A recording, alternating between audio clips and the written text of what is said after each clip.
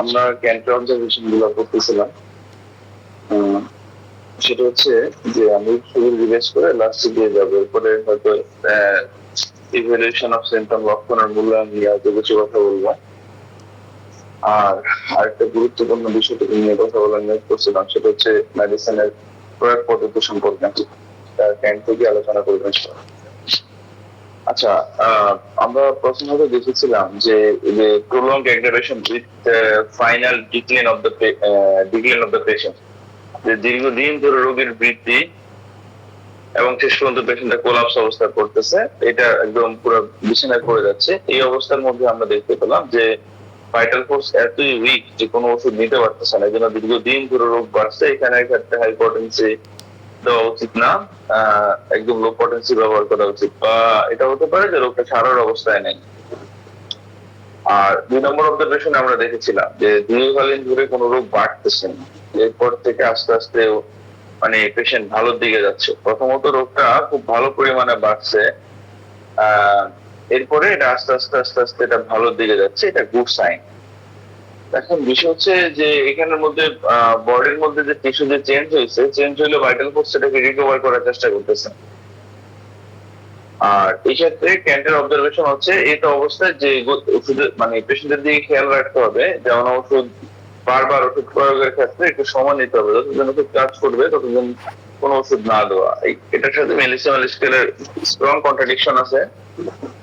মেলিসিমাল স্কেলের ব্যাপারে এই রুলসটা হোল্ড করবে না যে ওষুধ কাজ করতেছে ওষুধ দেওয়া যাবে না, এটা মেলিসিমাল স্কেলে কখনো এই রুলস হোল্ড করবে না। যাই হোক, ক্যান্টের থার্ড অবজারভেশনে আমরা দেখি যে মানে aggravation is quick, short and strong with rapid improvement of the patient, যে মানে বৃদ্ধিটা যেটা ছিল এটা খুব মারাত্মক ছিল এবং খুব দ্রুত বাড়ছে, ওষুধ পড়ার সাথে সাথে বাড়ছে এবং খুব স্ট্রং অ্যাগ্রাভেশন ছিল, এরপর থেকেই পেশেন্টটা ভালোর দিকে যাচ্ছে।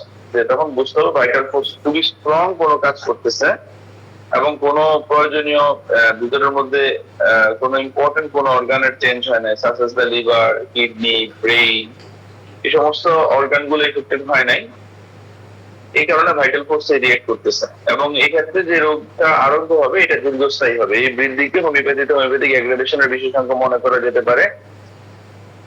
আচ্ছা, এখন এটা ক্ষেত্রে অবজারভেশন যেটা হবে, বুঝতে হবে যে ওষুধ নির্বাচন ঠিক হয়েছে এবং ওষুধের যে পটেন্সিটা আছে, শক্তি এবং মাত্রা, এটা একটু বেশি হয়েছে। মনে রাখতে হবে যে ওষুধ প্রয়োগের পর বৃদ্ধি পেলে ওষুধ পূর্ণ প্রয়োগ করা বন্ধ করাই হৃদয় এবং অভিপ্রেত। আর ক্যান্টের যে চতুর্থ অবজারভেশনের যে বিষয়টা, ভেরি স্যাটিসফ্যাক্টরি কিউর, নো অ্যাগ্রাভেশন আছে, এটার ব্যাপারে আসলে কথা আছে যে যে মানে কিছু কিছু ক্ষেত্রে দেখা যায় যে মানে কোনো বৃদ্ধি হলো না রোগের পর থেকে এবং একদম জেন্টেল ওয়েতে এটা সারার দিকে যাচ্ছে। এই অবস্থায় বুঝতে হবে যে ওষুধের শক্তি ও মাত্রা ঠিক আছে, যেটা সচরাচর ভাবে আশা করা হয় না, যে ভাইটাল ফোর্স খুব স্ট্রং অবস্থায় আছে, শরীরে কোনো চেঞ্জ হয়নি। অবজারভেশন নাম্বার 5, এখানের মধ্যে ক্যান্ট বলতেছেন amelioration come first and aggravation comes afterwards, যে রোগীর লক্ষণগুলি যেগুলো আছে এগুলো উপশমে প্রথমে লক্ষ্য করা গেল, এরপরে আসতে থাকলো অ্যাগ্রাভেশনটা আসতে থাকলো এরপরে। এখন অনেক চিন্তা ভাবনা করে ওষুধ প্রয়োগ করার পর দেখা গেল ভালো রকমের রোগের উন্নতি হয়েছে, 2 সপ্তাহ পর থেকেই আগের অবস্থা ফিরে আসছে, অনেক সময় কিছুটা বাড়তি লক্ষণের দিকে। এটা কেন হয়েছে? ক্যান্ট দুইটা কথা বলেছে এখানের মধ্যে। নির্ধারিত ওষুধটি হয়তো পার্শিয়ালি সিমিলার ছিল, সিমিলিমাম হয়নি, সিমিলার ছিল, এটা মূলত এই কারণ হয়েছে। আর যদি সিমিলিমাম হয়ে থাকে সেক্ষেত্রে যদি হয় মানে এরকম রিয়াকশন হয় যে শুরুতেই উপশম এরপরে মানে ভালো রকমের বাড়ছে সমস্যাগুলা। এক্ষেত্রে ক্যান্টের যে মেইন কথাটা ছিল, প্রথম কথা হচ্ছে যে মেডিসিনটা যে পার্শিয়ালি অথবা সুপারফিশিয়াল সিমিলার রেমেডি, একদম আংশিক সদৃশ বা একদম আপার লেভেলে কাজ করবে এরকম, শুধু মানে রোগটা কিউর করার পরিবর্তে শুধু প্যালিয়েশন হচ্ছে, তাই কয়েকদিনের মতো লক্ষণাবলী ফিরে আসছে। অথবা হচ্ছে যে যে রোগটা যে সারবে এই অবস্থায় আর নাই। এখন যে ওষুধটি রোগীর মধ্যে কষ্টকর কয়েকটি লক্ষণের সাথে মিলছে, এটা মানে রোগীটাকে ফুললি কভার করতেছে না, জাস্ট পার্সিয়ালি সিলেক্টেড ছিল। এই রকমটাই হয়ে থাকে বাস্তব জীবনে সবচেয়ে বেশি। অধিকাংশ সময় সালফাসোলিডাম, ম্যাডোলাইনাম, টিউবারকুলিনাম, মার্বেলিনাম, পার্টোসিন ওষুধ প্রয়োগে দেখা গেল যে এরকম উপকার পাওয়া যায়। মানে এরকম যদি কখনো আমরা বাধার সম্মুখীন হই যে একদম ডিজিজ ইনকিউরেবল, এই কথাটা বলার আগে যে ওয়েল সিলেক্টেড রেমেডি মাইট ফেল, কিছু কিছু ক্ষেত্রে বলা হয় ওয়েল সিলেক্টেড রেমেডি ফেল করে না, কিন্তু অধিকাংশ মনীষীগণ এই কথা বলেছেন যে sometimes well selected remedies fail, যে কিছু অবস্টাকল থাকে। দেখা গেল যে প্রত্যেকটা ওষুধ ধরেন 10টা বা 12টা রুব্রিক নেওয়া হলো, ফুল কেস চেকিং করার পর নেওয়ার পরে দেখা যাচ্ছে প্রত্যেকটা ওষুধে 2টা একটা রুব্রিক করে কভার করতেছে, ফুললি কভার করতেছে না, ওই সমস্ত ক্ষেত্রে কার্সিলেশনের জায়গা তৈরি হবে। তো কার্সিলেশন বলতে স্পেশালি নসরের জায়গা তৈরি হবে। আর ফ্যামিলি হিস্ট্রিতে কার্সিলেশনের ব্যাপারে আমরা সবাই জানি। আর এখানে যে কোনো মেডিসিন, সেটা হতে পারে সালফার, ম্যাডোলাইনাম, টিউবারকুলিনাম, মরবেলিনাম, পার্টিসিন, স্টেফাইলোকক্সিনাম, স্ট্রেপ্টোকক্সিনাম, ভ্যাকসিনের নাম, যে কোনো একটা মানে নসরের জায়গা তৈরি হয় মূলত এখানের মধ্যে।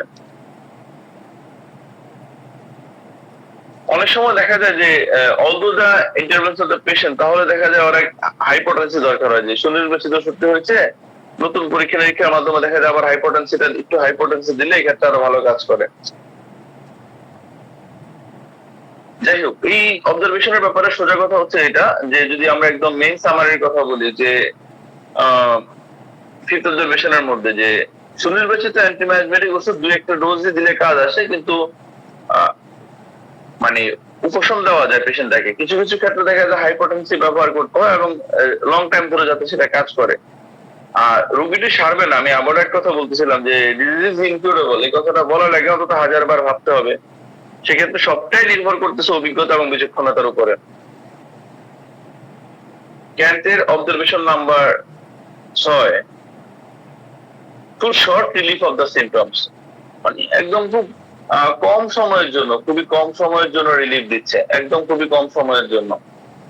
আসলে মূলত এখানে যে ঝামেলাটা করতেছে যে to short relief of the symptoms, অত্যন্ত কম সময়ের জন্য লক্ষণের উপশম, সেটা মেডিসিন অ্যাপ্লাই করার পর থেকে। ওষুধ ওষুধ প্রয়োগ করার পর যে দীর্ঘকালীন ধরে একটা উপশম হোমিওপ্যাথিক ওষুধ চিকিৎসক ধারণা করেন বা এক্সপেক্ট করেন, ওটা পাওয়া যাচ্ছে না। কিন্তু কেন? ক্যান্ট এখানে কিছু কারণ বলছে যে এখানে কিছু অবস্থা সৃষ্টি হয়েছে যা আরোগ্যের পথে বাধা হয়ে দাঁড়িয়েছে। আমরা অবস্টাকলস টু কিউর অর্গান মেডিসিন অ্যাপোর জন্য আমরা 3 থেকে গত সপ্তাহে আমরা এটাকে আলোচনা করছিলাম যে আসলে মূলত আরোগ্য পথে বাধাটা কি হয়, যে মূলত কেন একটা ওষুধ কাজ করতে চাচ্ছে না। ওর বাইরে একটা কথা ছিল, আমি হোলিস্টিক মোস্ট অফ 3 বছর আগে মনে হয় আমি লিখেছিলাম একবার। সেটা হচ্ছে যে আমার এক পেশেন্ট এসে আমাকে বলতেছে যে আপনার ওষুধ আমি যেদিন খাই ওই দিন, এর পরের দিন এবং এর পরের দিন 3 দিন ভালো থাকে, এরপর আর আপনার ওষুধ আমার শরীরে কোনো কাজ করে না। তাই ওষুধ আপনি কিভাবে খান বলেন তো? স্কেল প্রেসক্রিপশন করেছিলাম, মেডিসিনটা আমার মনে নেই। উনি অ্যালোপ্যাথি ওষুধ যেভাবে হাতে নিয়ে একটু নাড়ায়, যে আপনি বলছেন না এটা না ঝাঁকি দিয়ে খেতে, আমি এইভাবে ঝাঁকি দিই, কিন্তু আপনাকে আমি এইভাবে ঝাঁকি দিয়ে খেতে বলি, আমি 10টা ঝাঁকি দিতে বলেছি, এবং 10টা ঝাঁকি বাম হাত নাভি পর্যন্ত, ডান হাত কান পর্যন্ত, 90 ডিগ্রি অ্যাঙ্গেলে 10টা স্ট্রোক হবে। আমি ওনাকে সেম মেডিসিনের প্রেসক্রিপশন করি, আমি বলছি আমার ওষুধ সিলেকশন আমার কাছে স্টিল কোনো ভুল মনে হচ্ছে না, আপনি ওষুধটা আবার কন্টিনিউ করুন। এরপরে উনি প্রায় 20 দিন পর আসলে উনি এসে আমাকে বলতেছে না ওষুধটা এখন কাজ করতেছে।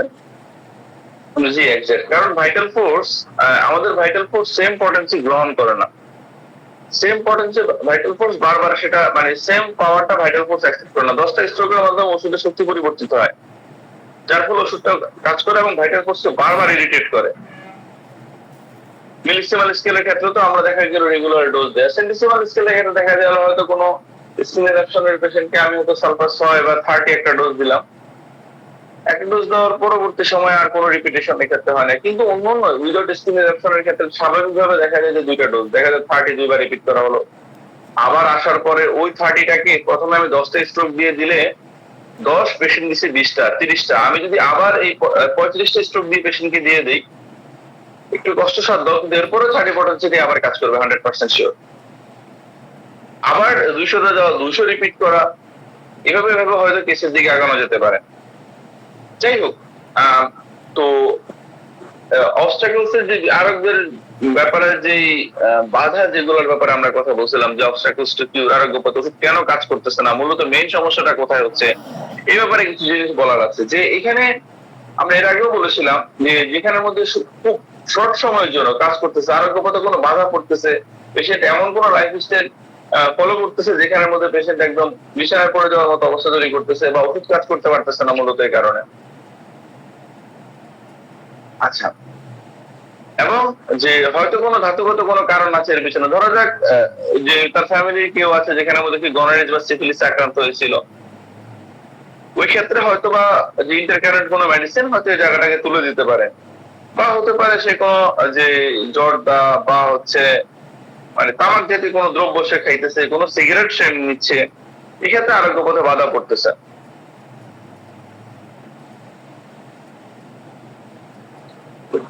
আচ্ছা, যে রোগ লক্ষণ গুলো পুরোপুরি বিলুপ্ত হয়েছে, ক্যান্টের সেভেন্থ অবজারভেশন যেটা আছে, full time evaluation of the symptoms, it no special relief of the patient. যে রোগ লক্ষণ গুলো পুরোপুরি বিলুপ্ত হয়েছে, তবু পেশেন্ট একদম কমপ্লিটলি সুস্থ অনুভব করতেছে না। এখন এটা কেন হয়? ওষুধ প্রয়োগের পর থেকে রোগ লক্ষণ গুলো সরে গেছে কিন্তু পেশেন্ট সুস্থ বোধ করতেছে না, এটা একটা অদ্ভুত ব্যাপার। এটা মনে হতে পারে এটা হয় না। মাস্টার ক্যান্ট বলেছিলেন যে হোমিওপ্যাথি মতে আরোগ্যের যে জায়গাটা আছে, মানে তাকেই বলা হবে যখন দেখা যাচ্ছে রোগী লক্ষণাবলী বিরক্তির সাথে সাথে রোগী মনে ও শরীরে জোর পাচ্ছে, এই better feeling of wellbeing. Severe অ্যানজাইনাতে কোন ওষুধ প্রেসক্রিপশন করা হলো, রোগী বলতেছে আমার হার্টের পেইন অতটা কমেনি কিন্তু আমি মানসিকভাবে অনেকটা বেটার ফিল করতেছি। This is great indication. এবং খুবই শীঘ্রই দেখা যায় যে মন তাজা হয়ে উঠবে, মনটা প্রফুল্ল হবে, রোগী বুঝবে সুস্থ হয়ে উঠতেছে, তার ক্ষুধা হজম ভালো হবে, পায়খানা এবং প্রস্রাব এগুলো পাস করার সমস্যা ভালো অনুভব করে। কিন্তু এটার যদি ব্যতিক্রম হয় আমরা বুঝবো পেশেন্ট সেখানে সুস্থ হয়নি। ক্যান্টের যে সেভেন্থ অবজারভেশন, এখানে আমরা দেখতে পাচ্ছি একটু অন্যরকম। শরীরের মধ্যে যে উন্নত সুস্থতা ফিরে, কিন্তু এটা কেন? কারণ দেহ অভ্যন্তরের মাঝে এমন কিছু অভাব আছে যেটা কোনো অর্গান এমন কিছু চিরকালের ক্ষতি হয়ে বসে আছে যা রোগটিকে এমন অবস্থা নিতে পারছে না। ধরুন আমরা পালমোনারি ফাইব্রোসিস নিয়ে একটু কথা বলি। পালমোনারি ফাইব্রোসিস কতটা কিউরেবল এটা নিয়ে আলোচনা করার জায়গা না, এটা ম্যাক্সিমাম ক্ষেত্রে দিস ইজ ইনকিউরেবল। যেতটুকু ড্যামেজ হয়েছে এর চাইতে বেশি ড্যামেজ হতে দেওয়া হয় না, স্পেশালি হোমিওপ্যাথি ট্রিটমেন্টের ক্ষেত্রে। অ্যালোপ্যাথি সিটি স্ক্যান করলে দেখা যায় যে হয়তো একটা পেশেন্টের 6 মাস বা 1 বছর ট্রিটমেন্ট করলাম, প্রথম সিটি স্ক্যানের পরে সেকেন্ড সিটি স্ক্যানের মধ্যে দেখা যায় যে ওই রকম পরিমাণে চেঞ্জ হয় না যে রকম চেঞ্জ আগে হয়েছে। এখন পালমোনারি ফাইব্রোসিস এর পেশেন্টটাকে রিকভার করা অলমোস্ট নিয়ারলি ইম্পসিবল, যেখানে আমরা দেখা গেল যে আমাদের ব্রঙ্কিউলস গুলোর মধ্যে অ্যালভিওলি গুলো ড্যামেজ হয়ে গেছে, এগুলো রাপচার হয়ে গেছে এখানের মধ্যে। সো এটা রিকভার করা সো টাফ। কিছু কিছু জিনিস আছে রিকভার করা নিয়ারলি ইম্পসিবল। একটা সাইড কমপ্লিট ড্যামেজ হয়ে গেছে, যেখানের মধ্যে আমাদের অ্যালভিওলি গুলো একদম রাপচার হয়ে গেছে পুরো একদম। যাই হোক, ওসব পেশেন্টের ক্ষেত্রে দেখা যায় লং টাইম ধরে মিউকাস সিক্রেশন হতে থাকে, নানান জটিলতা দেখা যায়। এই যে নেল ক্লিপিং এর যে বিষয়টা আমরা বলি, আর অনেকগুলো বিষয় এখানে জড়িত থাকে। নেল ক্লিপিং এর যদি অনেকগুলো কারণ থাকে, যাই হোক, এখন বিষয় হচ্ছে যে ইন্টারনালি কোনো পার্ট এরকম ভাবে দেখা গেল যে ক্ষতিগ্রস্ত হয়েছে যেটা রিকভার করতে পারতেছে না, বা এটা রিকভার করা পসিবল না।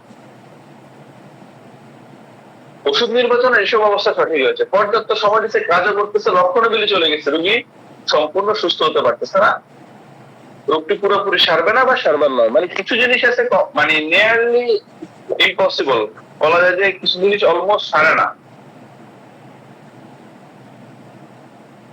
ক্যান্টের অবজারভেশন নাম্বার 8, পেশেন্ট, আমরা এটা নিয়ে আলোচনা করেছিলাম, সাম patient behave like a prover with every medicine। যে কোনো ওষুধ দেওয়া হলে পেশেন্ট প্রুভারের মতো আলোচনা করে। এটা ক্যান্টের মত প্লাস অন্যান্য রাইটারদের মতেও, যে অন্যান্য যে মনীষী ছিলেন ওনাদের মতো দেখা যায় এই ডিজিজ গুলা নিয়ারলি ইনকিউরেবল, মানে এগুলো ম্যাক্সিমাম আরোগ্য হয় না।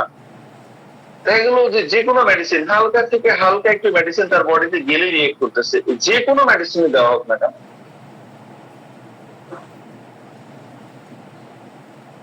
ক্যান্টের যে নাইন্থ অবজারভেশন, এখানে বিস্তারিত আলোচনা হয়েছে, সেজন্য বিস্তারিত কথা বলতেছি না, আর কিছু আলোচনা আছে আজকে। ক্যান্টের যে নবম অবজারভেশন আছে সেগুলো, ninth observation is the action of medicine আপন অফ দ্য প্রুভার।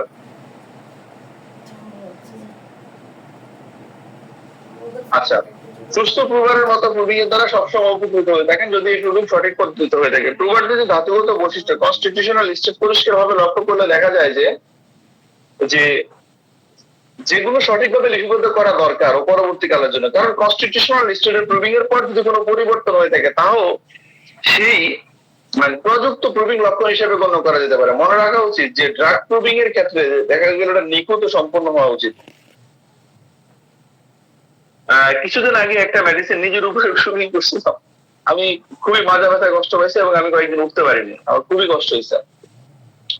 এর পিছনে কারণ ছিল কয়েকটা রাইটারের সাথে মেডিসিনটার মধ্যে আমার কাছে কন্ট্রাডিক্ট মনে হচ্ছিল, স্পেশালি ব্যাকএকের ক্ষেত্রে। এবং আমি কয়েকটা পেশেন্টকে ওষুধটা দেওয়ার পরে তাদের ব্যাকএক শুরু হয়েছে এবং ব্যাকএকের মডালিটিটা স্ট্রং কভার করে। সেম মডালিটিতে এই ব্যাকএকের সেম মডালিটি ওষুধটা প্রেসক্রাইব করেছিলাম, কয়েকটা রোগী আসছে, কিন্তু কোনো বই তো ওরকম স্ট্রংলি পাইনি, কয়েকজন কন্ট্রাডিক্ট করছে ওষুধের ব্যাপারে। আমি দেখি এটা পুরোপুরি হলে আমি ইনশাল্লাহ এটা নিয়ে ছোট একটা আর্টিকেল লিখবো। যাই হোক, মনে রাখতে হবে ড্রাগ প্রুভিং এর ক্ষেত্রে হওয়া উচিত নিখুঁত, সম্পূর্ণ নিখুঁত ম্যাটেরিয়াল তৈরি করতে হবে এবং অ্যানিমেল অর্গান অফ মেডিসিন নির্দিষ্ট করা আছে প্রুভিং কিভাবে হওয়া উচিত, এ থেকে ফুটে উঠবে ওষুধের যে লক্ষণাবলী। ক্যান্টের 10 অবজারভেশনের মধ্যে যদি আমরা দেখি যে ওষুধ প্রয়োগের পর নতুন নতুন লক্ষণাবলী দেখা যায়। 10 observation is a new symptoms appearing after the remedy. এখানে যে বিষয়টা হচ্ছে, যদিও দেখা যায় যে প্রচুর পরিমাণে নতুন লক্ষণ বারবার ফিরে আসতেছে, আবার কিছুদিন পর চলে যাচ্ছে, রোগীর লক্ষণাবলী চলে যাচ্ছে আবার সারতেছে না, তাহলে বুঝতে হবে ওষুধের নির্বাচন বা নির্ধারণ সঠিক হয়নি। হয়তো এটাই ঠিক যে এগুলো আদৌ নতুন লক্ষণ নয়, এইগুলা রোগীর পুরনো লক্ষণাবলী যা রোগীর মরণে, সেগুলো চলে যাওয়ার পর রোগী সুস্থ হয়ে ওঠার কথা। কিন্তু হোমিওপ্যাথিক চিন্তা ভাবনা according of the homeopathic philosophy, তা না হয় রোগটি একই অবস্থা থেকে গেল। এই ঘটনা প্রমাণ করবে ওষুধ নির্বাচন সঠিক হয়নি, নতুন ভাবে চিন্তা করার প্রয়োজন আছে। ক্যান্টের 11th অবজারভেশনের মধ্যে যে রোগীর পুরনো লক্ষণগুলি একের পর এক ফিরে এসেছে ওষুধ প্রয়োগ করার পর থেকে। The 11th observation which is when all symptoms and observed to reappear after the administration of the remedy. এই ঘটনাটি খুবই স্বাভাবিক এবং প্র্যাকটিস লাইফে দেখা যায়, এটা আমরা প্রায় লক্ষ্য করি। যদি দেখা যায় যে পুরাতন লক্ষণগুলি একটার পর একটা ফিরে আসতেছে, কিছুদিন পর চলেও যাচ্ছে এবং রোগী আস্তে আস্তে ভালো বোধ করতেছে, তাহলে এটা কমপ্লিটলি এটা বোঝা যায় যে পেশেন্ট একটা সঠিক ধারার উপরে আছে এবং রোগটা সেরে যাবে। এক্ষেত্রে যে সেন্টিসিমাল স্কেলের ক্ষেত্রে মেডিসিন রিপিটিশনের কোনো দরকার নেই। লক্ষণাবলী আসা যাওয়ার খেলা অনেকদিন ধরে চলে, এটা এমন করি মাস প্লাস হতে পারে।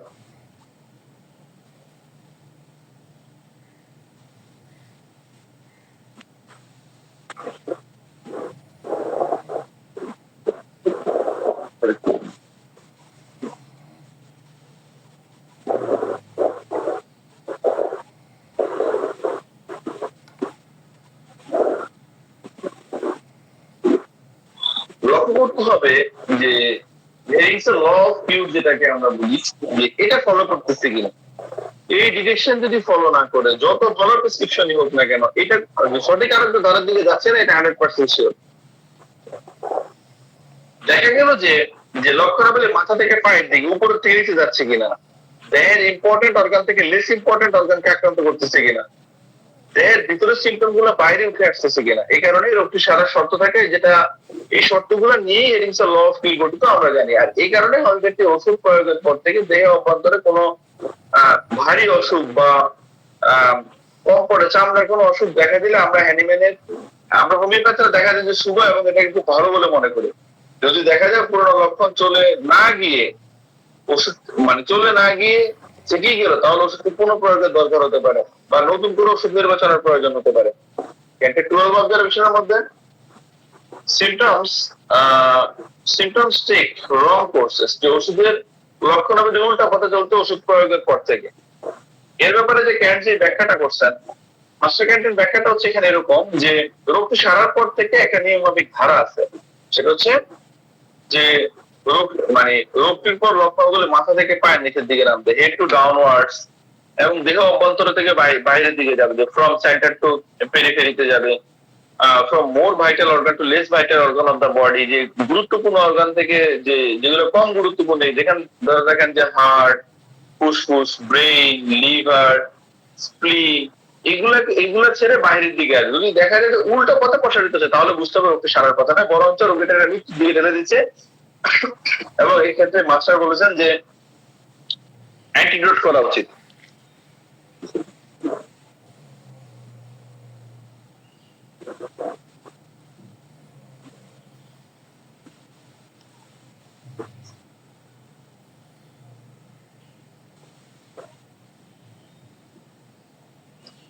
এখানে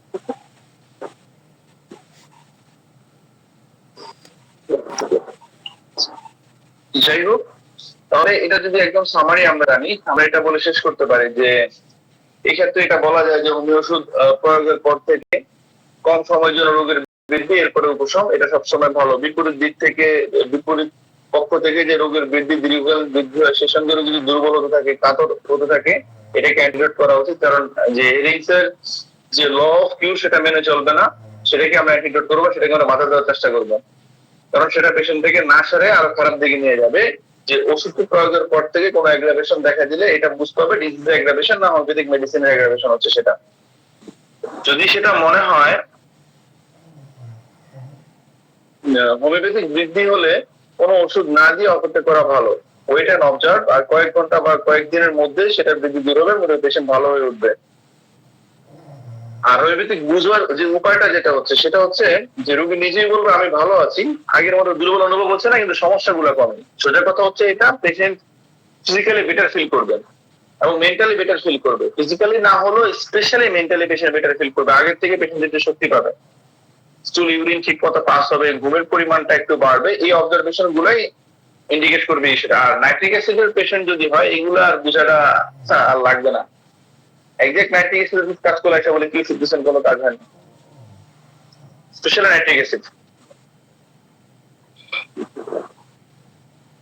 আর এতটুকু তো গেল ক্যান্টার অবজারভেশনের জায়গাগুলা। আমরা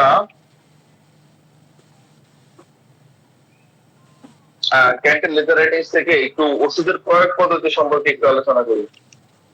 অল্প একটু আছে, এরপরও আমার কাছে মনে হয় যে খুবই গুরুত্বপূর্ণ জায়গাটা। কেউ কেউ মনে করতে পারেন যে হোমিওপ্যাথিক ওষুধের প্রয়োগ সম্পর্কে বলার মতো কিছুই নেই। অন্যদের ধারণা অ্যানিম্যালের লেখায় যেটুকু পাওয়া যেতে পারে তাতে এর বাইরে শেখার মতো কিছু নেই। কিন্তু যেখানে অ্যানিম্যাল কখনোই উচ্চ বা উচ্চতর শক্তি ব্যবহার করেনি, সেখানে সেগুলো ব্যবহার করার অনারণীয় প্রদান করা যেতে পারতেন, তা প্রত্যাশা করা উচিত নয়। ওষুধ ব্যবহারের পদ্ধতি সম্পর্কে তিনি যে কথাগুলো বলেছেন তার অধিকাংশই মূলত ছিল নিম্ন শক্তি বা থার্ডি শক্তিতে প্রযোজ্য। কিন্তু তিনি যা বলেছেন তা ওষুধের সকল শক্তিগুলোর প্রয়োগের ক্ষেত্রে ভীষণ কার্যকরী।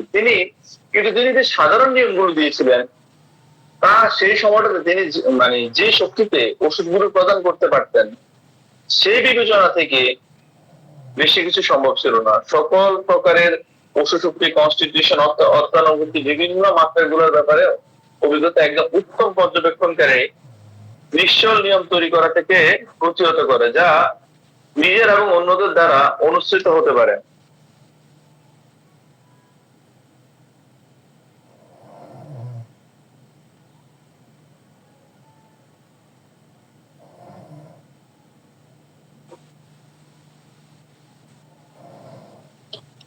আচ্ছা, এখানের মধ্যে যে বিষয় যে একটি নির্দিষ্ট ওষুধের একই কনস্টিটিউশনের উপর 30 শক্তি ও 10,000 শক্তির ক্রিয়ার ভিন্নতম একটি বিস্ময়কর 10,000 এবং 1,00,000 শক্তির ক্রিয়ার ভিন্নতর কোনো কোনো ক্ষেত্রে আরো মানে অবাক করা আর কি। কিন্তু কিছু কিছু কনস্টিটিউশনে যে 1,000 শক্তিকে লাভের আশায় কোনো প্রয়োগ করা যায় না, বা অন্য কনস্টিটিউশন আবার একদম নির্বিকার। এখানে কয়েকটি মাত্রা দরকার হয়। আরো উচ্চ শক্তিশালী সুস্পষ্টভাবে নির্দেশিত হলে কেসগুলোতে দীর্ঘস্থায়ী ও আরোগ্যকারী ক্রিয়া উৎপন্ন করতে কদাচিৎ কোনো প্রয়োগ করা দরকার হয়। মানে এই ওষুধগুলো রিপিটেশনের খুবই কমই দরকার হয়। কিন্তু তীব্র অ্যাকুইট কেস অবস্থাতে, আমি আই রিপিট, মাস্টার ক্যান বলতেছেন, কিন্তু তীব্র অ্যাকুইট রোগ অবস্থা গুলাতে শক্তিশালী কনস্টিটিউশন গুলোতেও ঘন ঘন কয়েকটি মাত্রা সবচেয়ে বেশি ভালোভাবে ফলপ্রসূ। উচ্চ মাত্রাযুক্ত টাইফয়েড জ্বর কমা না পর্যন্ত ওষুধের পুনঃপ্রয়োগ সবচেয়ে ভালো কাজ করে, এবং কোনো কোনো ক্ষেত্রে তা কয়েকদিন পর্যন্ত পুনঃপ্রয়োগ করার দরকার হয়। সবিরাম জ্বরের ক্ষেত্রে একই কথা, যে জ্বরের তাপমাত্রা হ্রাস পাবার চিহ্ন না আসা চিহ্ন আসা পর্যন্ত পুনঃপ্রয়োগ করা যেতে পারে। শক্তিশালী কনস্টিটিউশন গুলাতে যখন জ্বর বৃদ্ধি পেতে থাকে ওষুধগুলোকে তখন সুবিধাজনক ভাবে পুনঃপ্রয়োগ করা যেতে পারে, কিন্তু এই কেসে তা ইতিবাচক রূপে দরকারি হয়ে দাঁড়ায়। ওষুধকে এক চামচ পরিমাণে দেওয়া হলে নাকি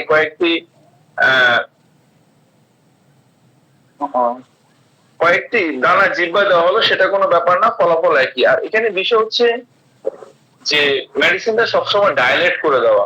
অর্গানন থেকে একটু অ্যাডজাস্ট করে আলোচনা করলে সুন্দর হতো।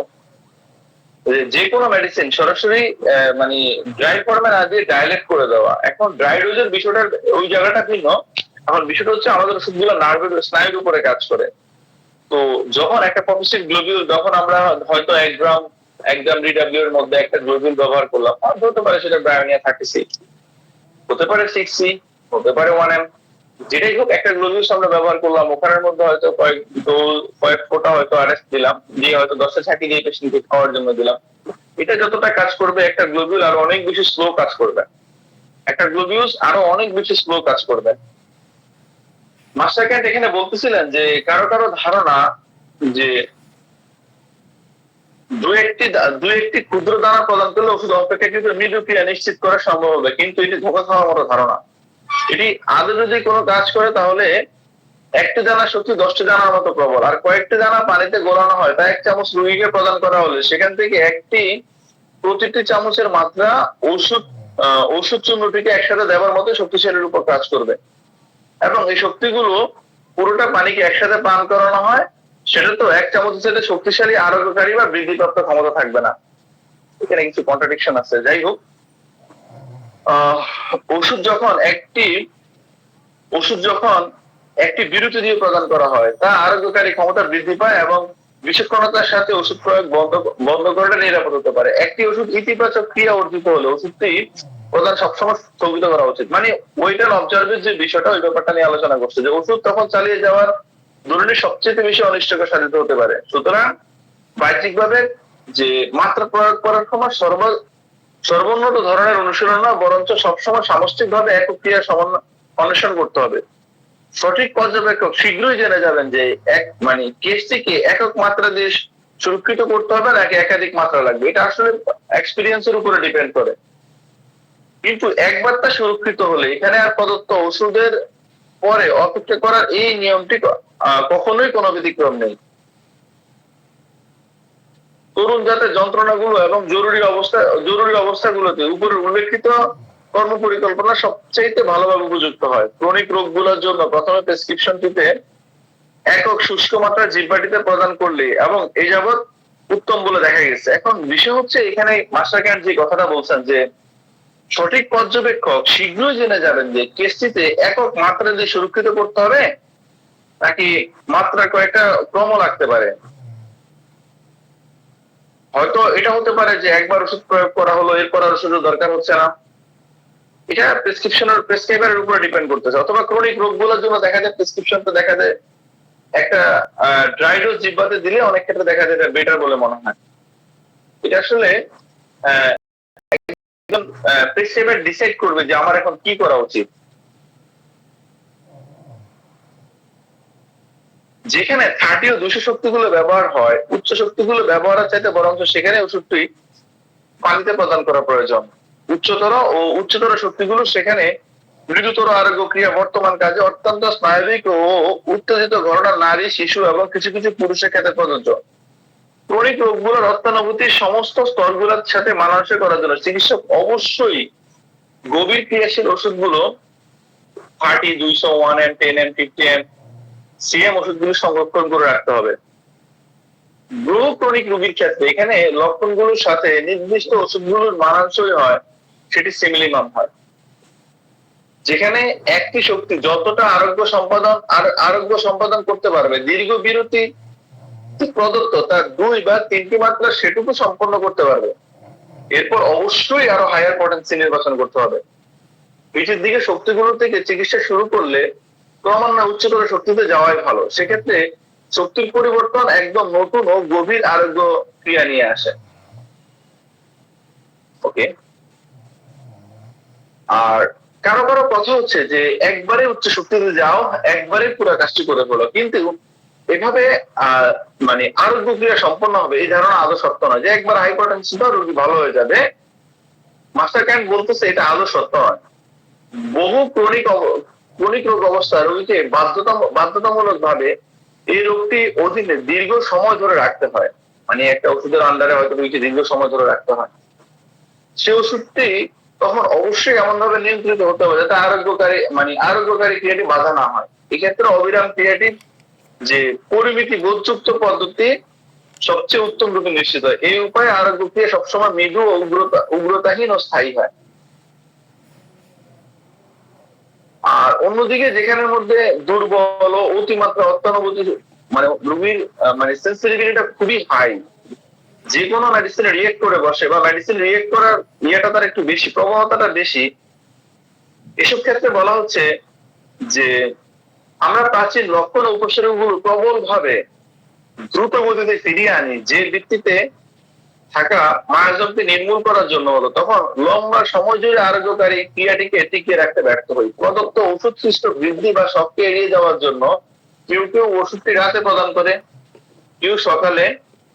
মাস্টার ক্যান্টের মধ্যে এখানে আসলে পার্থক্য হয় না। আর এখানে একটা বিষয় বলার ছিল যে যেখানে অ্যাগ্রাভেশন টাইমে মেডিসিনটা না দেওয়া, এটা সবচাইতে ভালো কথা। ধরেন প্রুনিং সময় দেখা গেল কোনো মেডিসিন একটা নির্দিষ্ট টাইমে অ্যাগ্রাভেশন আছে, ওই সময়টাতে অ্যাগ্রাভেশন টাইম ওষুধটা দিলে যেটা হয় ওই সময় ওষুধটা বাড়ার মানে সমস্যাটা বাড়ার একটা চান্স থাকে। আর্সেনিক আমি সন্ধ্যার পরে দিয়ে দেখেছি, even in the medicinal scale সন্ধ্যার পরে বাড়ে, সন্ধ্যার পরে দিলে সমস্যাটা বাড়ে। কিন্তু যখন হয়তো দেখা যায় এক গ্লাসে এক চিপি দিয়ে হয়তো পুরোটাকে ভালো মতো নেড়ে একদম পুরো গ্লাস ফেলে আবার দ্বিতীয় গ্লাসে গিয়ে ওখান থেকে যদি এক চামচ দেওয়া হয়েছে, ওই ক্ষেত্রে দেখা যায় যে সন্ধ্যার পরে হয়তো আমার আর্সেনিক আয়ন আর্সাল ফ্লেভাম হয়তো দেওয়ার দরকার ছিল, আর্সাল দেওয়ার দরকার ছিল আমার, হয়তো আমি সন্ধ্যার পরে দিয়েছি কিন্তু অ্যাগ্রাভেশনটা হয়নি, স্পেশালি যখন আরো সূক্ষ্ম করে দিয়েছি। Success the medorrhinum, success syphilinum, হয়তো যে sunset to sunrise to sunset aggravation is the great indication for the medorrhinum, যে সূর্য ওঠা থেকে ডোবা পর্যন্ত সমস্যাগুলো বাড়ে। বিপরীত সিফিলাইনাম, আরো কিছু মেডিসিন আছে অ্যান্টিসিফিলিটিক গ্রুপ, স্পেশালি সিফিলাইনাম।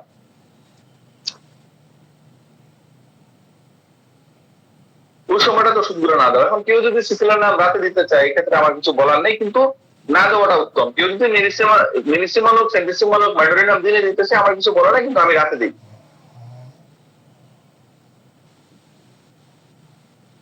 যাই হোক, ওষুধটি প্রদানের সময়টি হচ্ছে উত্তেজনা কেটে যাওয়ার পর, যেখানে একটি শান্ত অবস্থা বিরাজ করে। এটা যদি ঋতুস্রাব সংক্রান্ত হয় তাহলে ঋতুকালের পর যদি একটি ক্রনিক মাথা ব্যথা হয়, মাথা ব্যথার পরে যদি একটি সবিরাম দেওয়া হয়, যে জ্বরের ধমকের পর ওষুধের মাত্রা প্রদানের উপযুক্ত সময় দেখা যায়।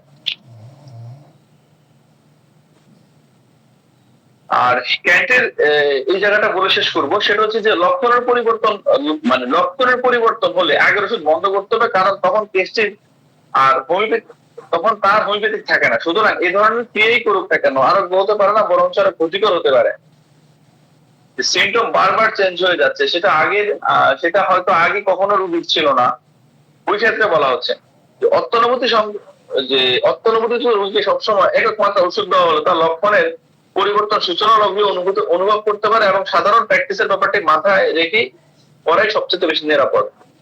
আর ওষুধের ক্রিয়াকে বিবৃত করার জন্য মাত্রার পুনঃপ্রয়োগকে ব্যতিক্রম ঘটনা বলে বিবেচনা করতে হবে, তাই কখনো নিয়ম হবে না। আর ওষুধের ঘন ঘন পুনঃপ্রয়োগ করার আকাঙ্ক্ষা প্রশ্রয় দেওয়া নতুন চিকিৎসকদের জন্য খুবই ঝুঁকিজনক। এই প্রবণতা অবশ্যই নিবৃত্ত করতে হবে যে ওষুধের ঘন ঘন পুনঃপ্রয়োগের আকাঙ্ক্ষা আরেকটু দিলে মনে হয় ভালো হইতো, আরেকটা মনে হয় রিপিটেশন দরকার ছিল।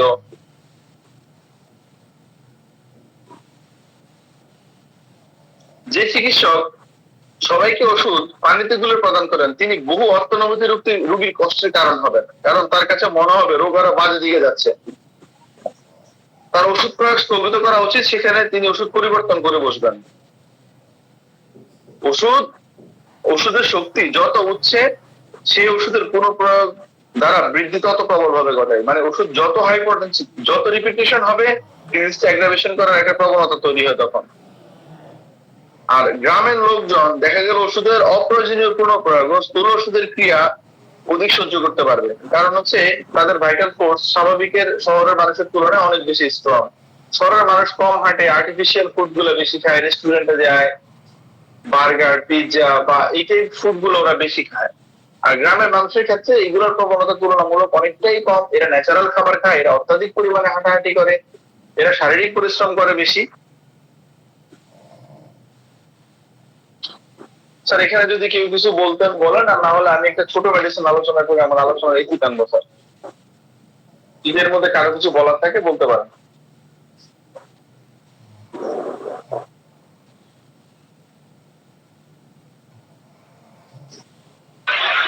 হ্যালো, আসসালামু আলাইকুম।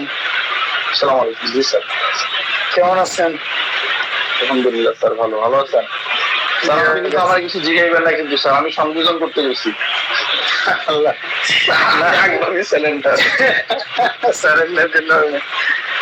যেহেতু বক্তব্য দিচ্ছেন কিছু বলতে। আমি স্টুডেন্ট মানুষ, সেটা বলবেন না স্যার। আচ্ছা ঠিক আছে, বলি আপনার দেখে কে ব্যাপারে বললেন না, আপনি প্রুভ করবেন না কি যেন শব্দটা বলছেন? মানে একটা ওষুধের প্রুভিং করছিলাম নিজের উপরে আর কি স্যার, প্রুভিং চালাইছিলাম আর কি। মানে এই এই শব্দটা আমার কাছে কনফিউজিং মনে হয়েছে, এই জন্য বললাম। মানে কখনো যদি কেউ ওষুধ প্রয়োগ করে রোগের উপরে, এটা কিন্তু তখন প্রুভিং হয় না, সেটা ক্লিনিক্যাল প্রুভিং হতে পারে। না, রোগের উপরে দেয়নি তো স্যার। না, আপনি একটা ওষুধ মানে ওষুধ প্রয়োগ করছেন, প্রয়োগ করলেন, সেটা যদি হানিওয়ানের সূত্র আছে 30 পাওয়ারের ওষুধ যেটা আপনি খান, বা যেভাবে প্রয়োগ করতে হবে 128 নম্বর অনুসারে, তাহলে এক কথা সুস্থ দেহের একটা মানুষ যেটা আপনার ব্যাংকে কাছে, সেটা আমার ব্যাকিং নেই স্যার, আমার ব্যাকিং নেই স্যার। বলতেছিল তো এরকম মনে হয় যে আপনার মাঝে আমি মনে হয় প্রেজেন্ট করতে পারিনি। মানে আমার কয়েকজন পেশেন্টের ওষুধটা ব্যাকেট প্রডিউস করছে স্যার, ওষুধটা দেওয়ার পরে স্যার, আমি ওইটা বলছিলাম। আর আমার ক্ষেত্রে ব্যাকেট ছিল না, আমি খাওয়ার পরে ব্যাকেট প্রডিউস হয়েছে স্যার, ওইটা বলছিলাম স্যার। আচ্ছা আচ্ছা, তাহলে ঠিক আছে। আর আর মাস্টার কেন্টের যে বইগুলো, মানে এই যে অবজারভেশনস, 12 অবজারভেশনস, এখানে আসলে কমপ্লিট কোন ডিসিশন আজ পর্যন্ত আমি কোনো বইতে এখন পড়ি নাই, যার ফলে আমি মনে করি যে এটা যত চেষ্টা করে যে 50 মিলিগ্রাম ব্যবহার করা উচিত। উনি এক জায়গায় বলছে পানিতে ব্যবহার করলে এটা রোগীর ক্ষতি, বুঝতে মাত্র ওষুধ দিয়ে করলে। আবার আরো জায়গায় বলা হয়েছে যে না, এটা যে 10 বড়ির একটা বড়ি একই সমান। এটা আমি স্যার এই জায়গাটা কন্ট্রাডিকশন করে আমি কিন্তু বলছিলাম স্যার যে এখানে যথেষ্ট বলছেন, আমি হ্যাঁ এটা বলছেন, কিন্তু এই কন্ট্রাডিকশনটা কেউ দূর করে না। এই জন্য এই পর্যবেক্ষণে কি আছে, রোগী পর্যবেক্ষণ করার পরে যে একটা পার্থক্য অ্যানিম্যাল এবং ক্যান্সার মধ্যে আছে, সেটা একটা বই আছে, মানে বিজয় কুমার বসুর লেখা বই। এটা বইটার নাম হচ্ছে, যদি পড়ে তাহলে আমার মনে উপকার হবে। বইটার নাম হচ্ছে পর্যবেক্ষণ ফল নির্ণয়, ডাক্তার কেন্ট ও ডাক্তার হ্যানিম্যান, ডাক্তার বিজয় কুমার বসুর লেখা বই।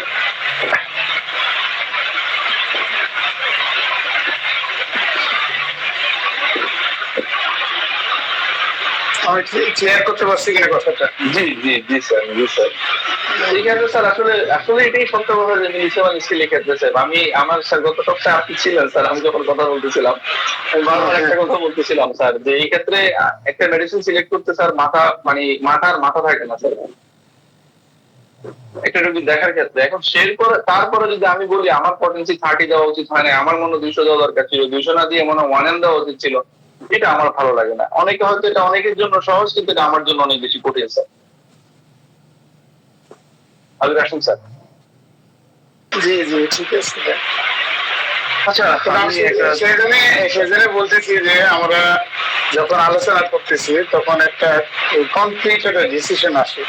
আর বললাম যে ডাক্তার কে যেটা বলছে, ডাক্তার হ্যানিম্যান বলছে, এখন আমরা এরা অন্য বড় মাপের মানুষ, ওনাদেরকে আমরা সমালোচনা করা কঠিন কাজ, কিন্তু যারা করছে, যারা ডাক্তার বিজয় কুমার বসু, ওই বইটার নাম বললাম, ছোট্ট বই, একটা বইটার দাম মানে 50 থেকে 100 টাকা, পর্যবেক্ষণের ফল নির্ণয়, ডাক্তার কেন্ট ও ডাক্তার হ্যানিম্যান। এই বইটা পড়লে আমার অনেক ক্লিয়ার হবে যেখানে কি কি কি করতে হবে আমাদের। আর একটা বিষয় আছে যে এটা ওষুধের সিলেকশন আর ওষুধ প্রয়োগের যে মাত্রা এবং শক্তি। আপনি যেহেতু চমৎকার বলছেন যে এটা শক্তির পরিবর্তিত হয়, কিন্তু বইগুলোতে ঠিকই লেখা আছে দেখেন যে পরিবর্তিত মাত্রায়, কোথাও লেখা নাই, আমি পাইনি এখনো যে পরিবর্তিত শক্তিতে ওষুধ প্রয়োগ করতে হয়।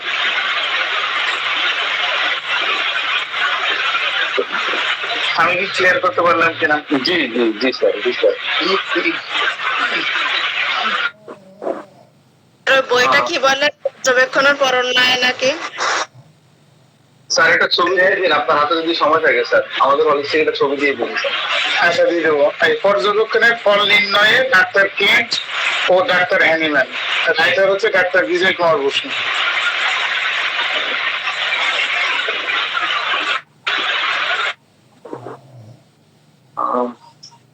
স্যার যদি সময় দেন আমি ছোট্ট একটা ওষুধ নিয়ে একটু কথা বলবো স্যার, ছোট একটা ওষুধ স্যার।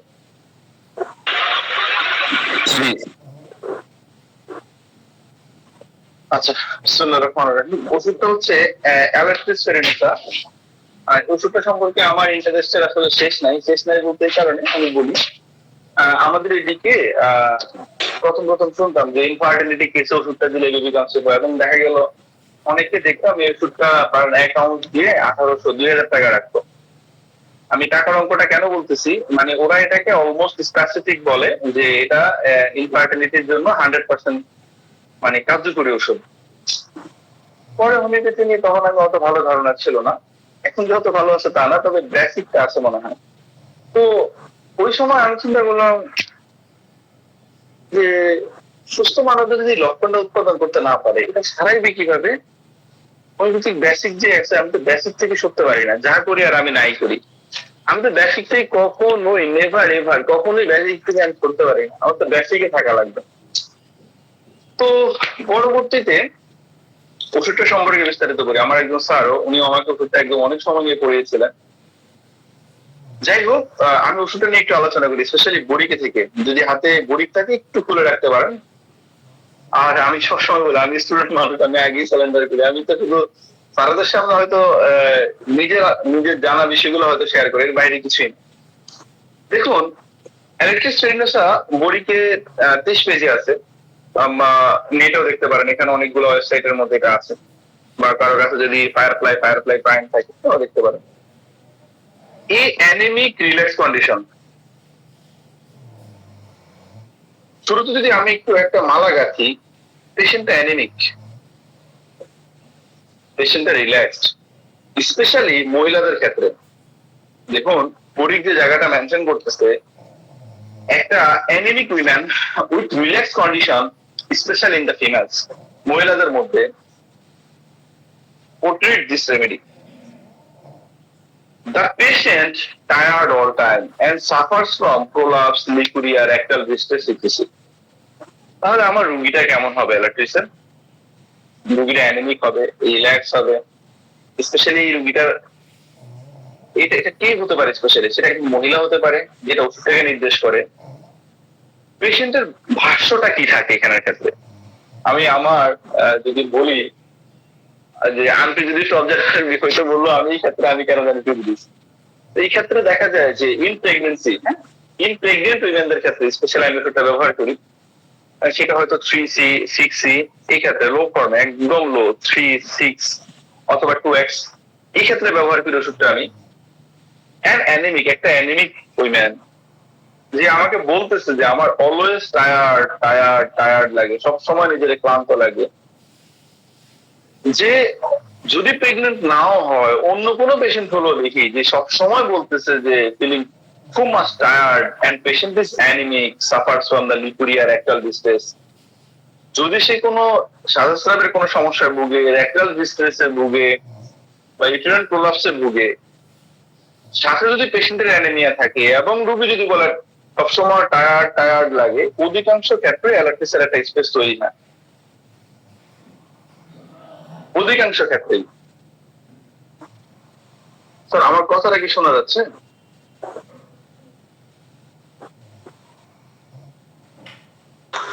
জি স্যার।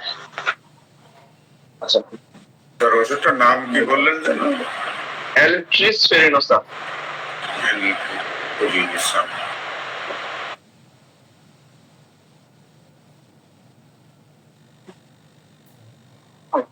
স্যার একটা মিনিট, আমি দিয়ে হারাই দিচ্ছি।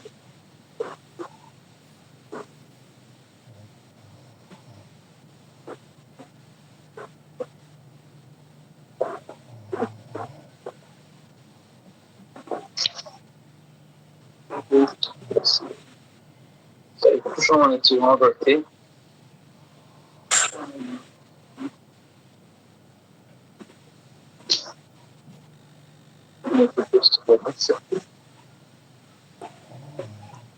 স্যার বরিকে 26 পেজে পাইছি।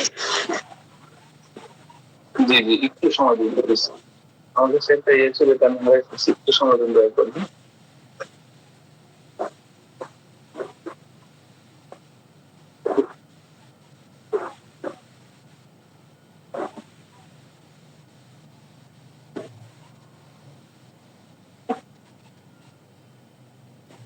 এটা হবে না আমার দিয়ে।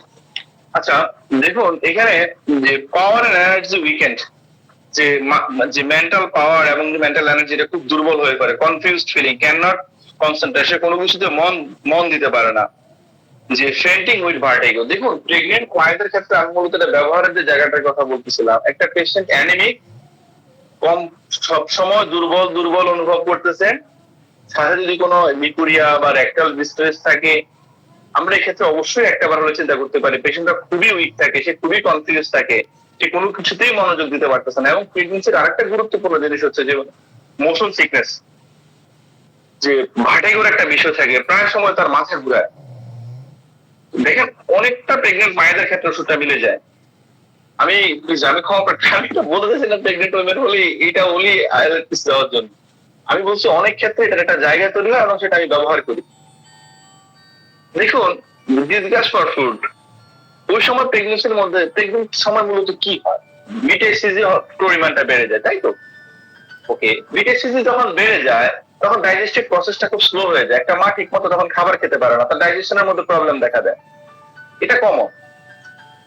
তখন যেটা ঘটে, তার ডাইজেশন প্রসেসটা আগে যেভাবে হতো এখন আর সেভাবে হয় না, আর বিটিএসসিজি না বাড়লেও তো সমস্যা। যে ওটা আলোচনা যাচ্ছে না, এগুলো আমরা সবাই জানি। এখন বিষয় যেটা ঘটতেছে সেটা হচ্ছে তখন তার ডাইজেশন প্রসেসটা খুব স্লো হয়ে যাচ্ছে, স্বাভাবিক সে সবগুলো স্টিমুলির প্রতি সেন্সিটিভ, সে গন্ধ সহ্য করতে পারতেছে না, সে শব্দ সহ্য করতে পারতেছে না, সে আলো সহ্য করতে পারতেছে না, তার মন মেজাজ খুব খিটখিটে হয়ে যাচ্ছে ওই মুহূর্তটা, এবং কোনো খাবার সে খেতে পারতেছে না। দেখুন যে disgust for food, least food causes this, অল্প একটু খেলেই ডিস্ট্রেস তৈরি হয়, যে fainting spells with vertigo, vomiting during pregnancy. দেখেন প্রেগনেন্সির সময় বমি বমি ভাব, নার্ভাস ডিসপেপসিয়া, প্লাটিনাম কলিক। দেখুন এর সবচেয়ে গুরুত্বপূর্ণ যে জায়গাটা যদি আপনি দেখেন, রেকটামের মধ্যে দেখতে পারেন যে লোডেড আপ উইথ ফিসেস।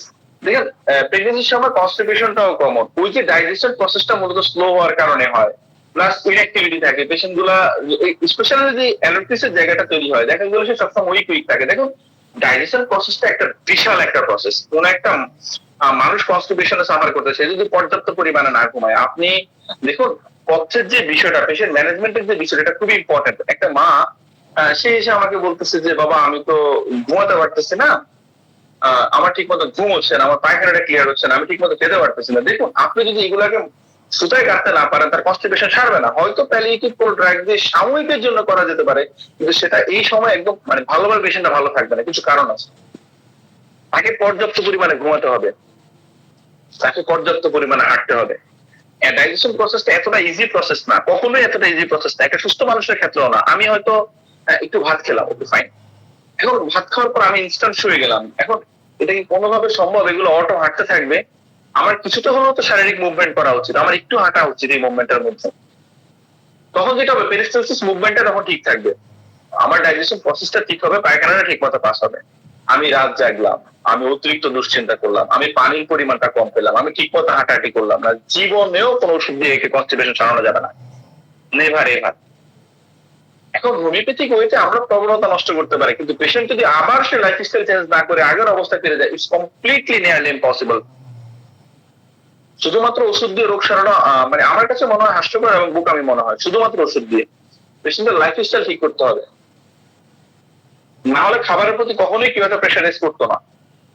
দেখুন যে loaded with species pediatric condition is too large, hard, difficult, accompanied by the with great pain. Premature and profuse menses, মাসিকটা আগে আগে হয় এবং অনেক বেশি পরিমাণ হয়। অ্যানিমিয়ার অন্যতম প্রধান কারণ হচ্ছে এই অ্যালার্জিজম উইথ লেবার লাইক পেইন, যে ডেলিভারির সময় যে পরিমাণে যেরকম ব্যথা হয় এরকম পরিমাণে ব্যথা হতে থাকে। স্ক্যান্টি ফ্লো, এটার ক্ষেত্রে দেখা যাচ্ছে সিওরিয়াস থেকে অনেকগুলো মেডিসিনের মধ্যে ইয়েটা দেখতে পাই যে ফ্লোটা অনেক বেশি কম থাকে। ভাইব্রানাম ওকুলাসের মধ্যে মনে হয় মাসিক হয় এদের একদম খুব অল্প একটু সময়ের জন্য হয়। যে এগুলো নিয়ে আলোচনায় যাচ্ছি না। যে uterus seems heavy, prolapse, uterus অনেক হেভি মনে হয়, প্রোলাপস হয় with pain in the right inguinal region. দেখুন যে with the right inguinal region, এখানের মধ্যে ব্যথা হয়, প্রোলাপস হয়, ইউটেরান প্রোলাপস হয়, ইউটেরাসটা খুব হেভি মনে হয় এর কাছে, এবং যে রাইট ইনগুইনাল রিজিয়নের মধ্যে পেইন হয়। দেখুন অ্যানিমিয়ার যে জায়গাটা, লিকুরিয়া ডিউ টু উইকনেস আর অ্যানিমিয়া, সাদা যাচ্ছে দুর্বলতা এবং অ্যানিমিয়ার কারণে। এরপর সবচাইতে গুরুত্বপূর্ণ যে জায়গাটা সেটা হচ্ছে habitual tendency to aversion or muscular pain during pregnancy. দেখুন pregnancy during a muscular pain is almost common. ওই ক্ষেত্রে দেখা যায় রাস্টক্স, ম্যাকফস, কলোসিন ইলেক সিমটম প্রডিউস করে। দেখবেন অধিকাংশ কেসগুলো দেখবেন ইলেক সিমটম প্রডিউস করে। কিন্তু এখানে বিষয় যেটা ঘটতেছে, দেখুন একটা মা তার এর আগে কয়েকটা মিসক্যারেজ হয়েছে। একটা মিসক্যারেজের একটা মায়ের একটা প্রবণতা আছে। আমি যদি একটু মালা গাঁথার চেষ্টা করি, আমি শুরুতেই বলি, আমি স্পেশালি আমি আমার ক্ষেত্রে বলি, যখন কোনো ওষুধ আমি বোঝার চেষ্টা করি, সেটা হোক না ন্যাট্রামিউরের মতো বড় মেডিসিন, হোক না সেটা ম্যাডোরাইনাম, হোক না সেটা ক্যালকিরিয়া কার্ভ, যেখানে জর্জ বলতেছিল যে ক্যালকিরিয়া কার্ভের এত সিমটমের মাঝে হেরে যাওয়া, হারিয়ে যাওয়া উচিত না, যেখানে মধ্যে গুরুত্বপূর্ণ লক্ষণগুলো মনে রাখাটা বেশি, না হলে যে লক্ষণগুলোর মধ্যে আমরা হারিয়ে যাবো। আমি এটা নিয়ে কথা বলতে চাচ্ছি না, আমি চেষ্টা করছি সেটা একটা মালা গাঁথার জন্য। একটা মানুষ ছোট থেকে কি ছিল, বড় হয়ে তার কি হলো, এখন সে কোন স্টেটে আছে, মানুষটাকে বুঝা এটা কোন মেডিসিনের স্টেটে আছে। এখন এই যে আমরা যে মাটা সম্পর্কে কথা বলতেছিলাম, স্পেশালি মায়েদের ক্ষেত্রে আমি বলতেছিলাম যে পার্সোনাল হিস্ট্রিতে দেখা গেল যে তার এই মিসক্যারেজের হিস্ট্রি থাকে। দেখুন এই যে বারবার অ্যাবর্শন হওয়ার যে একটা প্রবণতা, এটা যে কলোফাইলাম, স্যাভেইনা, সিকিলিকর, সিফিয়া, সিফিলাইনা, এগুলো খুব প্রমিনেন্ট একটা জায়গা। কিন্তু সিনথেসিসে আমাদের একটা রুব্রিক আছে, আমরা যদি হাতে সময় পাই একটু দেখবো, general history of personal of abortions. দেখুন এখানে ফার্স্ট সেকেন্ড গ্রেডে তিনটা মেডিসিন আছে, কলোফাইলাম, স্যাভেইনা, সিফিলাইনা, এবং থার্ড গ্রেডেও তিনটা মেডিসিন আছে। আমাদের এই যে আজকের আলোচনার যে মেডিসিন অ্যালেট্রিস, সিকিলিকর এবং সিপিয়া, এগুলো নিয়ে বিস্তারিত আলোচনা করার জায়গা আছে। এখন বিষয় হচ্ছে আমার এই পেশেন্টটা যে আমি আসলে এগুলাকে, এটা সে যত বড় মনীষী করুক, আমি এগুলাকে ম্যাল প্র্যাকটিস বলবো যে মিসক্যারেজ হইলেই শুনলেই সিফিলিনাম সিম, জাস্ট রাবিশ। এগুলোকে আমি কখনোই সমর্থন করি না। পেশেন্ট সিফিলিনাম আর আমি সিফিলিনাম দিব, পটেন্সি কত হবে সেটার ভাইটালিটি কথা বলবে। কেউ হয়তো 50M 10M CM দিচ্ছে, এটা তার এক্সপিরিয়েন্স, এটা তার ব্যক্তিগত বিষয়, এটার সাথে আমি কখনো একমত পোষণ, আমাকে মারলো আমি এটার সাথে একমত পোষণ করবো না। কারণ আমার কাছে পেশেন্টের ভাইটালিটির দাম নেই, আমার কাছে দাম আছে ওই মনীষী, না এটা আমি মানতে পারবো না। আমাকে বেসিক প্রিন্সিপালের মধ্যে থাকতে হবে। কারণ মিসক্যারেজ দিচ্ছে, কারণ অবশ্য এর আগে আমি শুনে ডাইরেক্ট সিফিলিনাম সিএম,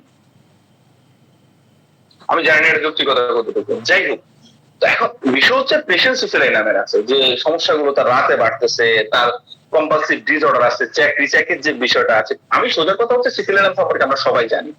পেশেন্ট সিফিলাইনাম আর আমি সিফিলাইনাম দিব, পেশেন্ট কলোফাইলাম আর আমি কলোফাইলাম দিব, পেশেন্ট সিপিআর আমি সিপিআর দিব। পেশেন্ট যদি আমার সিকিলিকর হয় যে আমার লাস্ট অ্যাবর্শন হয়েছিল, লাস্ট মিসক্যারেজ হয়েছিল, এরপর থেকে আমি আর উঠতে পারি না, অধিকাংশ কেস এটা সিকিলিকরকে ইন্ডিকেট করে। সিকিলিকর সম্পর্কে এখানে আমার কোনো কিছু বলার নাই, I have nothing to say about the সিকিলিকর, আমরা ব্যাপারে আমরা সবাই জানি। কিন্তু এই অ্যালার্ট্রিসকে কোনো মতেই ফেলে দেওয়া যায় সুযোগ আছে বলে আমার জানা নেই, স্পেশালি অ্যালার্ট্রিসকে। ওষুধটা ছোট কিন্তু ব্যবহারের জায়গাটা বিশাল। এখন এই জায়গাটা যদি আমরা দেখি, বরিকের কথাগুলোর দিকে যদি একটু আমরা খেয়াল করে দেখি, একটা মা সে অ্যানিমিক, সে রিল্যাক্স অবস্থায় আছে, সে সব সময় বলতেছে আমার কনস্ট্যান্ট টায়ার্ড লাগতেছে, সে খুবই দুর্বল, যে কথা আমি বলছিলাম সবসময় দুর্বল লাগতেছে তার। এবং দেখা গেল যে তার অতীতে দেখা গেল কয়েকবার অ্যাবর্শন হয়েছে, এবং দেখা গেল যে বডিটার উইকনেসের কারণে তার সাদাস্রাব যাচ্ছে, মাসিকটা হতে পারে অনেক আগে এবং অনেক বেশি পরিমাণে যাচ্ছে। আমি কেন দিব না, আমি অ্যালার্ট্রিস কেন দিব না, এটা আমার প্রশ্ন। অবভিয়াসলি আমি অ্যালার্ট্রিস প্রেসক্রিপশন করবো এখানে।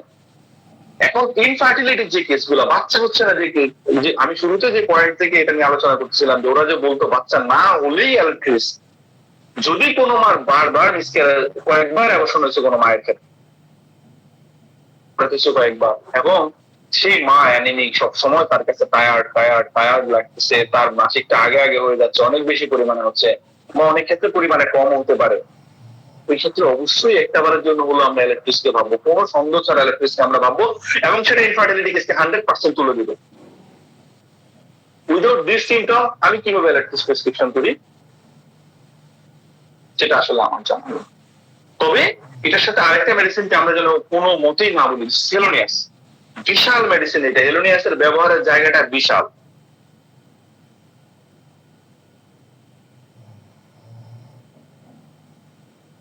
আচ্ছা, এখন আমি যদি একটু খুলি, তো একটু সম্পর্কে আলোচনা করার ছিল না, আমি তো ভাবছি আলোচনা শেষ হয়ে যাবে ঘন্টা খানিকের মাঝে। ক্লার্ক থেকে যদি একটু দেখি, দেখুন, it is characterized with the awareness of the body and mind, want of appetite তার ক্ষুধা থাকে না, specially action with the uterine disorder, এটা ইউটেরাইন ডিসঅর্ডারের উপরে কাজ করে থাকে। The least food distends and stomach, অল্প একটু খেলেই পাকস্থলীর মধ্যে একটা অস্বস্তি অনুভূত হয়, আমি যেটা শুরুতেই বলেছিলাম। এবং যে there is a fainting attack with ভাইট, একটা শব্দ হয়ে যায়, রিমাসিরেটাল mark some cases, disgust for the food, nausea and constipation. একটা প্রেগন্যান্ট মায়ের সাথে অলমোস্ট মিলে যায় ওষুধ, আমি বারবার রিপিট করতেছি জায়গাটা, disgust for the food, nausea, constipation, obstinate vomiting of pregnancy.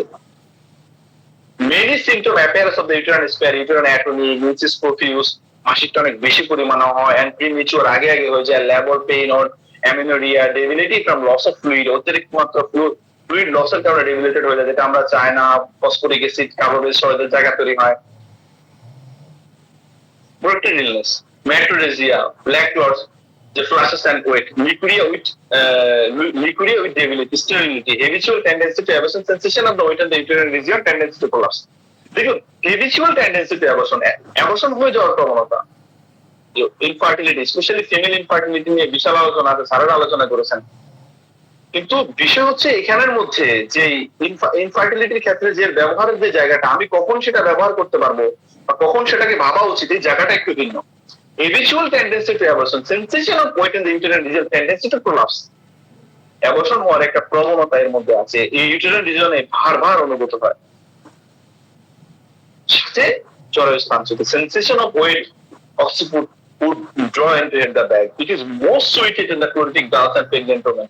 বারবার শুরুতেই কথাটা বলেছিলাম, প্রেগন্যান্সির ক্ষেত্রে, chorionic girls এর ক্ষেত্রে অধিকাংশ ক্ষেত্রে সেটা ইন্ডিকেটেড হয়ে থাকে, উইক এন্ড ইমাসিয়েটেড প্রবল, দুর্বল এবং যে রোগা হ্যাংলা পাতলা ব্যক্তিদের ক্ষেত্রে।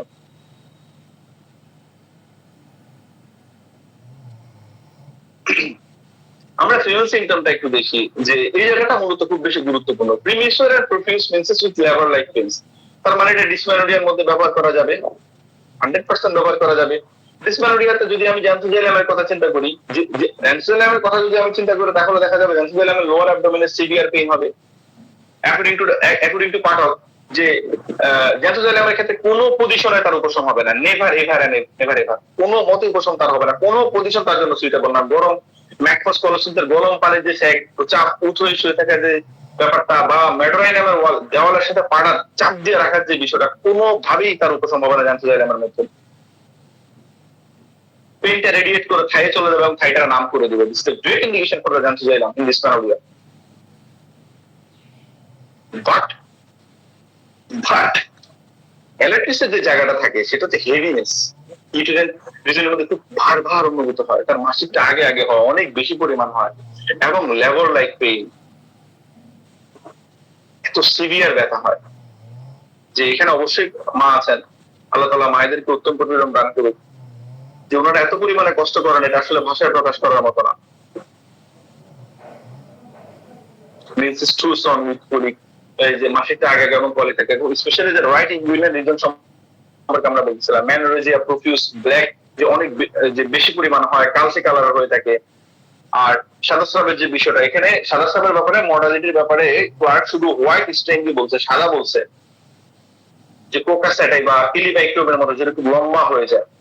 প্রোকাস আর কিলিবাইক্টোমের জায়গাটা হচ্ছে কিলিবাইক্টোমের মধ্যে হয় নিউকাসের মধ্যে, প্রোকাসের মধ্যে হয় ব্লাডের মধ্যে, একদম সেম সিম্পটম, একদম সেম সিম্পটম। যেখানের মধ্যে যে কিলিবাইক্টোমের মধ্যে স্পেশালি বডি যে মিউকাস গুলো আছে এগুলো স্ট্রিংলি হয়, পালা যায় না। প্রোকাসের মধ্যে ব্লাডটা স্ট্রিংলি হয়। যাই হোক, তো এখানে যে বিষয়টা হচ্ছে যে স্টেরয়েড হতে পারে, অ্যাবর্শনের একটা প্রবণতা থাকে, ভার ভার বোধ হয়ে থাকে, মাইলোজিক পেইন, পলস পেইন হতে পারে বিফোর মেন্সেস। যাই হোক, এতটুকুর মধ্যে আমার কাছে মনে হয় যে অ্যালেক্ট্রিসের ব্যবহারের খুব ভালো একটা জায়গা আছে, এবং স্পেশালি ডিউরিং প্রেগনেন্সিতে ও অনেকগুলো কেসের মধ্যে যারা অ্যানিমিয়াতে ভুগে, দেখা গেল যে হয়তো এদেরকে সেরাম বা অন্যান্য ওষুধ না দিয়ে আমি শুধু অ্যালেক্ট্রিসের উপরে রেখেছিলাম, এবং কয়েক মাস পরে হিমোগ্লোবিন টেস্ট করে দেখি যথেষ্ট পরিমাণে বাড়ছে আলহামদুলিল্লাহ, এবং patient in general better feel করতেছে, এবং ওই সময় তার আর ইয়েটা হয় নাই, মিসক্যারেজ হয় নাই, শুধুমাত্র ওই মুভমেন্টে মেডিসিনটা দেওয়ার কারণে। আমি বলতেছি দেখুন, আমি কোনো মতে এই কথা একটা বারের জন্য বলতেছি না যে প্রেগনেন্সি হলেই আপনি সেখানের মধ্যে অ্যালেক্ট্রিস প্রেসক্রিপশন করুন, না প্লিজ। আপনি যদি অ্যাবর্শনের কথাটা যদি আমাকে বলেন যে অ্যাবর্শনে তুমি কথা বলতেছো এই ব্যাপারে 5 মান্থের বিষয়ে, তুমি এই পিস খলোফাইলাম সিপিয়া ভাইবার নাম ওগুলোকে তুমি কিভাবে বাদ দাও? না, আমি কোনো মতেই বাদ দিচ্ছি না। আর্লি মান্থের মধ্যে এই ওষুধগুলো জায়গা তৈরি হয়, ফার্স্ট মান্থের মধ্যে অ্যাসারাম, ফেরাম মেটালিকা, মেটিস মেলিফিকা 100% এর ব্যবহার একটা জায়গা আছে। এটিস ফার্স্ট মান্থ এবং ফোর্থ মান্থ দুইটা মান্থের মধ্যে এপিসে দেখা গেল যে মিসক্যারেজের একটা হাই প্রবণতা থাকে, 100% একটা প্রবণতা থাকে। এখন আমরা যে মান্থের বিষয়গুলো বলতেছিলাম, প্রত্যেকটা মেডিসিনের জায়গা থেকে আলাদা। এখন একটা সিপি ওইমেন, একটা সিপি ওইমেন আসলে কি আমি চিনবো না বা আমরা চিনবো না? অবশ্যই আমরা সেটাকে সিপি ওইমেনকে চিনবো। দেখুন, এই যে খাবার অসহ্যের যে বিষয়টা আছে, আমি একটু যদি বলি যে কোন প্রকার খাবার সহ্য করতে না পারার যে বিষয়টা, দেখুন আমি একটা রুব্রিক বলি, জেনারেল ফুড এন্ড ড্রিঙ্কস, কিন্তু সেটা রুব্রিক আছে থাকলে দেখতে সময় আপনাদের ক্ষমতা দেখতে পারেন। General food and drinks, food aversion when thinking of eating during pregnancy, মানে খাবারের কথা যে চিন্তা করলো তার খাবারের প্রতি বিরক্ত লাগে। দেখুন, এখানে পপুলার সিন্ডিকা সম্পর্কে বলার কিছু নাই, আর্সেনিক সম্পর্কে বলার কিছু নাই, খাচ্ছে একটু সময় যাচ্ছে বমি করে দিচ্ছে, এটা সিপিআর অনেক ভালো জায়গা। এই রুব্রিকের মধ্যে যে মেট্রিমেডিকে পিউরা থেকে সিপিআ কে আনা হচ্ছে, এখানের মধ্যে একটাই মেডিসিন আছে সেকেন্ড গ্রেড সিপিআ। এখন সিপিআ পেশেন্টকে তো আমি বলবো না যে এখানের মধ্যে অ্যালার্জিস প্রেসক্রিপশন করুন, কোনো সুযোগ নাই। প্রেগনেন্সি ডিউরিং এর মধ্যে বমি হচ্ছে, সিপিআ ভালো মেডিসিন, কনস্টিপেশন হচ্ছে ভালো মেডিসিন, ইচিং হচ্ছে প্রেগনেন্সির মধ্যে। যাই হোক, সবচেয়ে বড় কথা হচ্ছে সিমটম টোটালিটি আমাদের শেষ করা, আমরা ইন জেনারেল সিমটম নিয়ে আমরা রোগীটাকে বিবেচনা করবো। এতটুকুই ছিল অ্যালার্জি সম্পর্কে আলোচনা। সবাই ভালো থাকবেন। আসসালামু আলাইকুম ওয়া রাহমাতুল্লাহ। স্যার এখানে পোটেন্সি কি বললেন স্যার? পোটেন্সিটা কি হবে? আমি এখানে ফিজিওলজিক্যাল ডোজ ব্যবহার করি ma'am, 1x 2x 3x 6c 12c এগুলো ব্যবহার করি আমি এখানে। Thank you sir.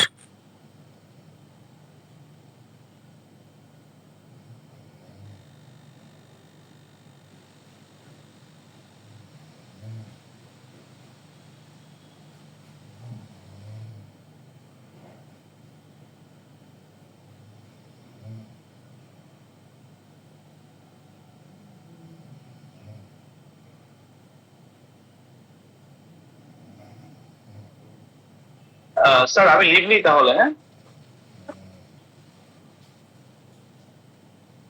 আসসালামু আলাইকুম ওয়া রাহমাতুল্লাহ।